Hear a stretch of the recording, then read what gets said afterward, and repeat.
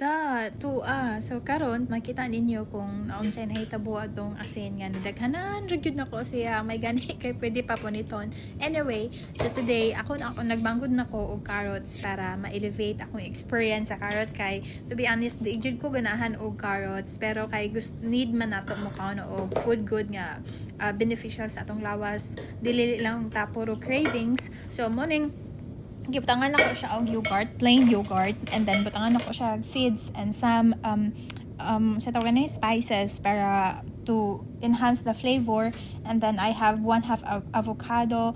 To be honest guys, daghan nag-comment sa inyo nga ako daw ang avocado is nice.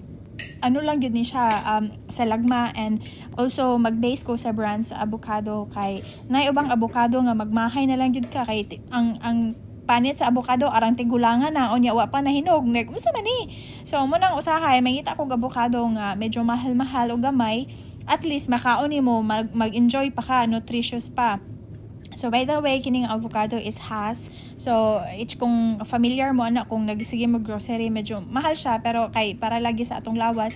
And then 1 piece of kamote, and then 1 piece of egg, and then blueberries. So it's very simple. Basta ang importante sa ato ang breakfast no is natay fat, natay protein, natay carbs, natay fiber. So mo gyud ni siya essential na breakfast. Pero sao na magani nangabuhi magani mi nga walay pamahaw saging lang o ginamos, okay naman, di ba?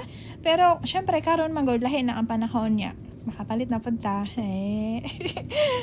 Salamat sa Ginoo sa grasya ug sa panalangin. Mara pud to. Bye.